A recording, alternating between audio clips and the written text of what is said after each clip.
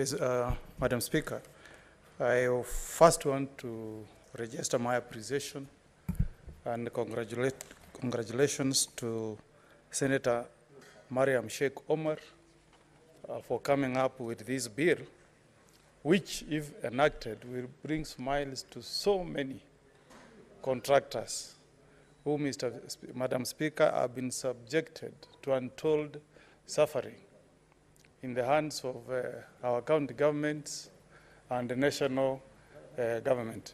Mr. Speaker, listening to the figures that we owe suppliers, you wonder whether our country can be attractive to any serious business person, Mr. Speaker.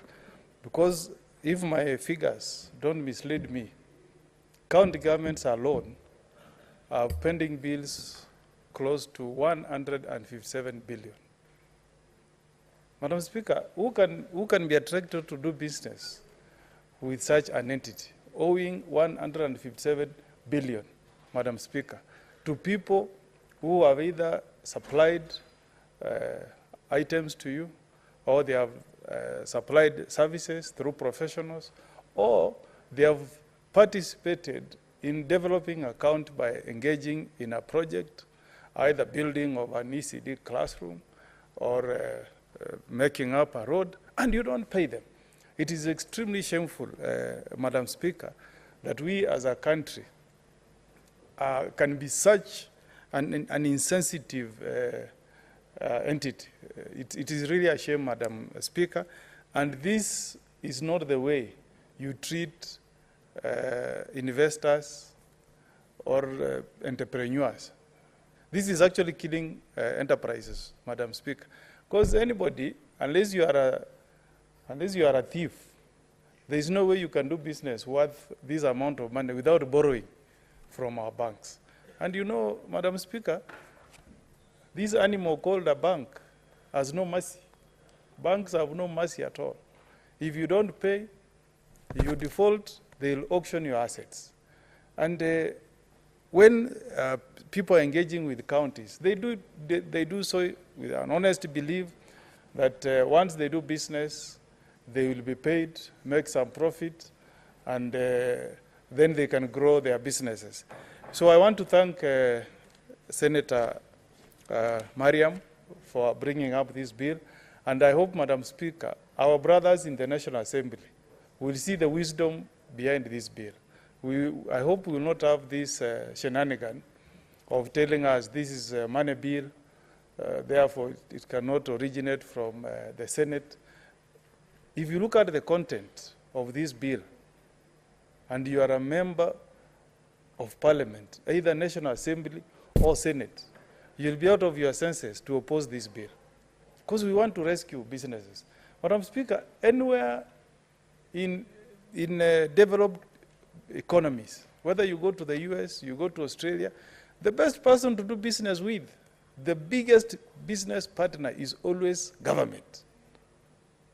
But now, if you have a government that does not recognize that we need to grow businesses, then we are killing this economy, Madam Speaker.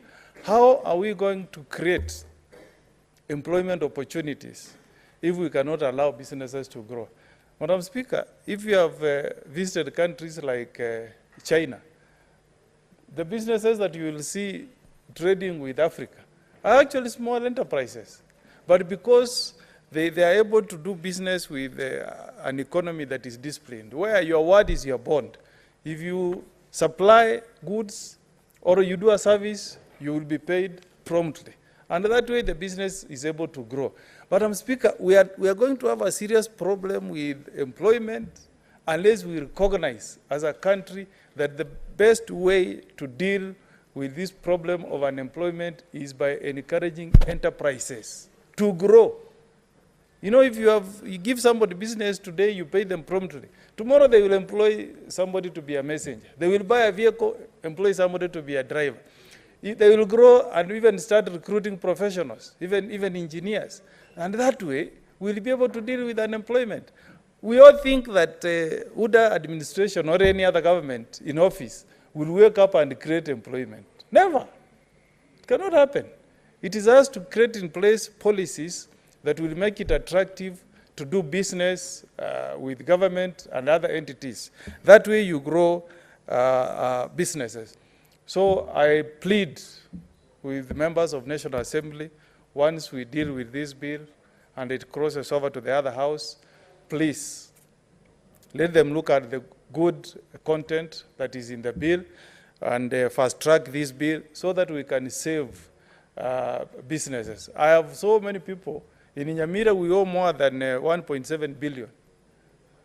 We owe contractors, suppliers, 1.7 billion. And Madam Speaker, these people come to our offices thinking that we will perform any magic. Yet, it's a problem that is beyond most of us. So once we enact this bill and there's a timeline within which to pay contractors, and if you don't pay, you are penalized through interest, we'll address this issue. And Senator Mandago, I'm sure Senator Chesang is not saying that governors directly award contract. You know the sweet language that is there in procurement laws. But there is what we call influence peddling by our governors. Not specifically you, but there are some governors who are good in peddling influence. They are the ones who determine who gets what contract. They determine their supporters, their friends, their associates, and those are the only people who are paid. The ones who are not associated with some governors are never paid. And then we have the problem of transition. For example, maybe the governor who took over from you will say, we will not pay anybody who did business with the Mandago regime. That's a big problem. And let's be candid and call out governors on this matter. Let them appreciate that governments have succession. You leave office, people who are there and they did business, you pay them. That's how you create faith in regimes, successive regimes. So also, let's have transparency, let us have accountability, let us have fairness on the way we award contracts and how we pay people who have done business for us. Madam Speaker, you know we have built a beautiful house called Bunge Towers. I've worked so hard as your representative in the Judicial Service, in the Parliamentary Service Commission, and set aside 51 offices for senators to move to those beautiful offices. But, Madam Speaker, we are not able to move because we are also in the thick of things. We are one of those culprits, people who owe suppliers, contractors. You can imagine. So we are losing money, allowing senators, members of National Assembly, to rent offices simply because we are not able to pay our suppliers on time. The contractors who are supposed to supply us with furniture are yet to be paid. So we can't allow senators and members of National Assembly to move to that beautiful building because we don't have furniture, Madam Speaker. And that building has been a project that has been there since 2013. But we are not able to complete it on time because we never pay our contractors on time, Madam Speaker.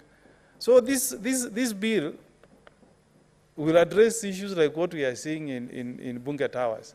Because it's a shame, Madam Speaker. We promise and say members of Parliament, both houses, will occupy their offices by March. It's now past. March comes, you go to government, you are told there is no money. Suppliers are not paid. You again leave it there, it's pending. Yeah. So I really support this bill, Madam Speaker, and hope that going forward, even before this bill is enacted, we can have discipline in our counties where we appreciate those who have done business with us. Let us have a system where first in, first payment, not the idea of the last in, first paid. That's corruption in it. And I also want to appeal to the Ethics and Anti-Corruption Commission. They are sleeping on the job. ESCC is sleeping on the job. I hope the new chair, the respected Bishop Oginde, will do things differently. Because, Madam Speaker, we need to fix the corruption cartels in our counties. There are many people, Mr. Speaker, who get contracts, Madam Speaker, who get contracts in our counties. They supply air or do nothing, but because they are connected with corruption cartels in counties, they are paid, but those who have done work, proper work, are not paid because of corruption. So I hope Bishop Oginde, fold up your sleeves, start work. We want to see, we are now into the 12th year of devolution. We have not seen even one, I'm not saying all governors are thieves, but we have not even seen even one governor who has been taken to court, tried, and convicted, so that he can send a message to others. I hope Bishop Oginde, you have a very good name, a very good CV, very good reputation. I hope you are going to deal with the corruption that is rampant in our counties. Madam Speaker, with those remarks, I support. Senator Mandago. Thank you very much, Madam Speaker.